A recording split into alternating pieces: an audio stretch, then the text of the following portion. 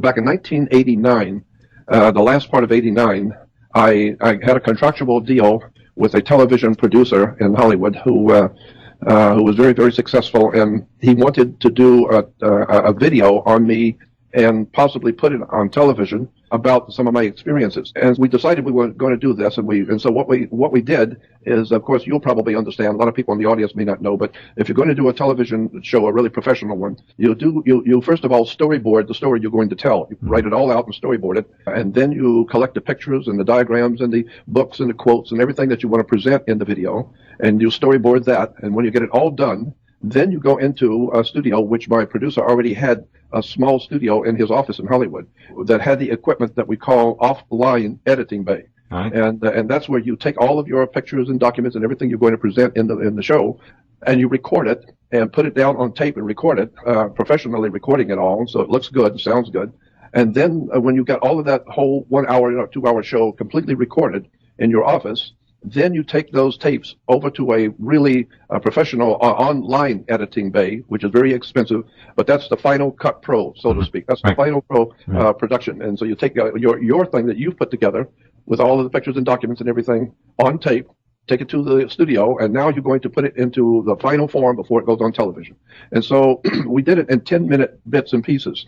I worked in my producer's office. His name was Leonard Martinson, and I worked in his office in Hollywood. It's actually in Century City. And so I put together the first 10 minutes, the introduction, the pictures, documents, etc., for my first television show called The Naked Truth. And so when I got the first 10 minutes done, because we knew it was 10 minutes, because I would walk through it with myself and him and talk about and read and do what I had laid out, and it took me about 10 minutes to do it all. So we figured, okay, so we got the first 10 minutes done. So we take that 10 minutes worth of product and go to the online studio, and that's where it gets expensive, because this is the last and final. So we go into the online studio and we lay down the first 10 minutes, and that's where all the magic is done, with the music and all the extra bells and whistles. And when that 10 minutes was finished, it took a couple of days to do 10 minutes. But when it was finally done, the first 10 minutes was finished and it looked great. And so we thanked them, and we made an appointment to come back in 2 weeks to do the next 10-minute piece. So we go back and we work for a couple of weeks and get the next 10 minutes of the program. And then we go back in, we call them to make another appointment. And when we call to make another appointment, we are told that company does no longer exist. It went out of business. It's out of the city. It's gone. We drove down to the location, and all the doors were open, all the windows were open. There were people in there sweeping up and cleaning up. All the walls were gone. Everything was gone. Period. Out of the building in 2 weeks. So my producer said, "All right, well, whatever. We'll just go find another." So of course in Hollywood there's all kinds of major big online studios, so it's not hard to find another one. So we found another online studio in Hollywood, and we called them and make an appointment. And we go down, big operation, major production studio in Hollywood, and we do the next 10 minutes.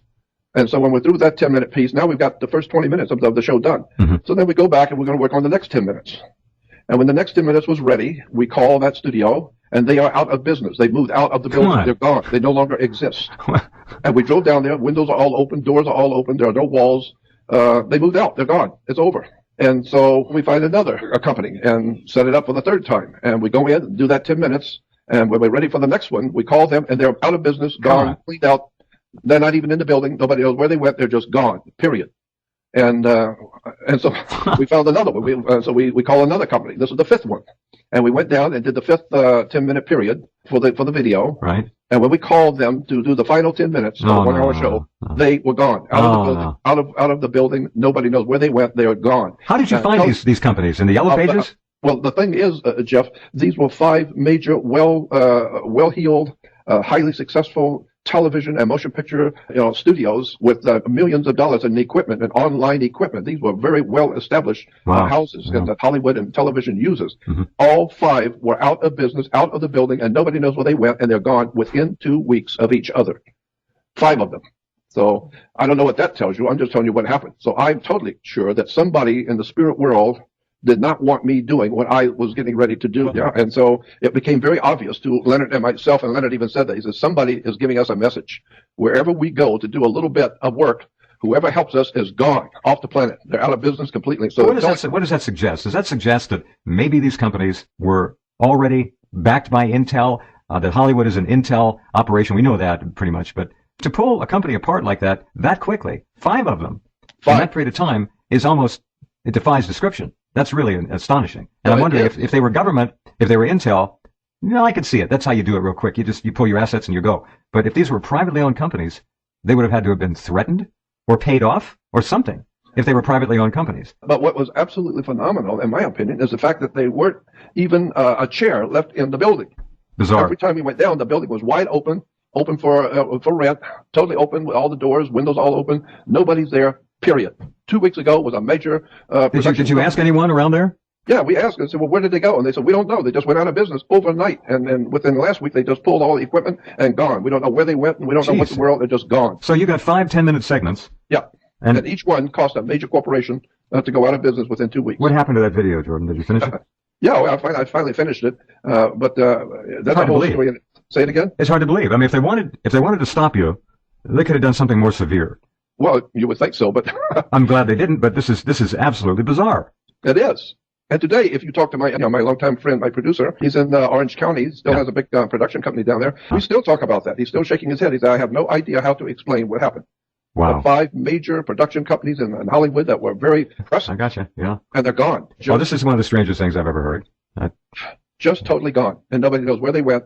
Nobody knows where the equipment went.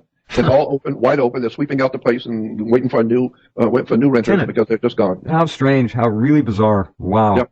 Did the video do well?